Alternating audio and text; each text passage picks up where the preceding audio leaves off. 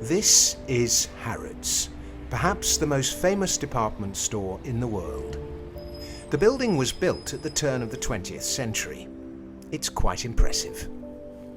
65 years later, when we were far more advanced technologically, barely 3 miles up the road, the Elephant and Castle shopping centre was built.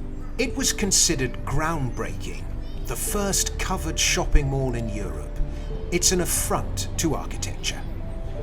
Go to a town planner anywhere in the world and ask their permission to build something, and you'll rarely hear the word beauty mentioned. You might get permission for this or that reason, but rarely for beauty alone. And what gets built is this bland, functional, soulless architecture that has blighted cities throughout the world. Here in London, there's been something of a building boom in recent years, and the result has been this, and this, and this.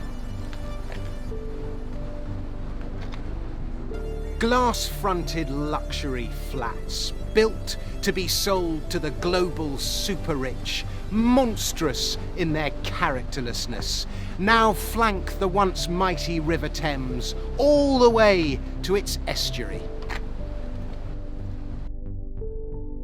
They're known as safety deposit boxes in the sky. Let's contrast this expensive new build with these homes in Bonington Square, barely 100 metres away.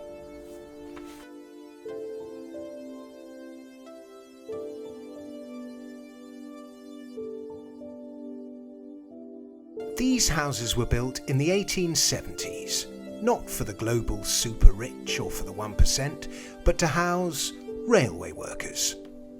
100 years later, the council decided it was going to knock them all down and build a school.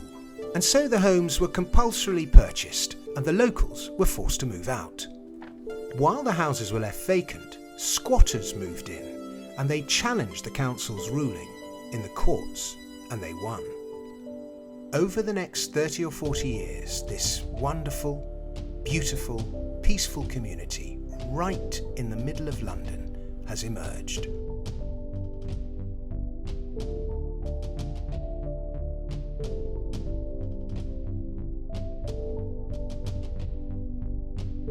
The irony is, those flats by the river were built for money and money alone. But from a commercial point of view, period property such as this, even if it was built for workers, is a far better investment. It always has, and it always will, appreciate by much, much more. People will pay more to live somewhere like this because it's beautiful. Barely half a mile away, these houses were built for middle and upper middle classes in the 19th century. But this area of South London was bombed heavily during the Second World War.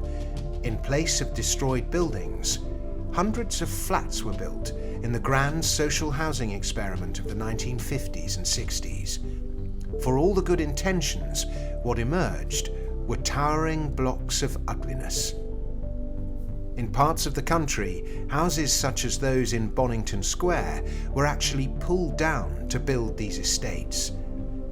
Bereft of beauty, they would become slums, the root of so many social problems, hotbeds of crime and unhappiness.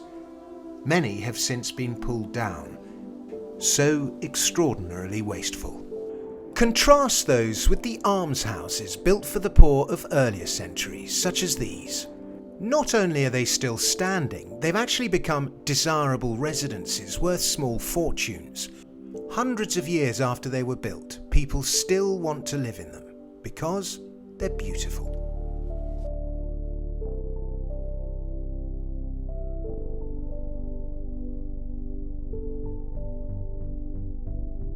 People wonder why it is that old buildings are so much more beautiful than new, when today we're so much more technologically advanced, and the reason is that beauty is no longer a value.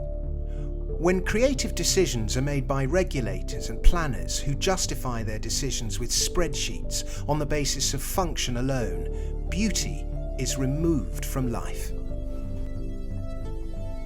When form takes priority over function, an old industrial building like this can become somebody's home. or a restaurant, a shop, a barber's, or even a museum. Because beauty lasts. Beauty has gone from our buildings. In a way, it has gone from our lives. We need to rediscover the value of beauty.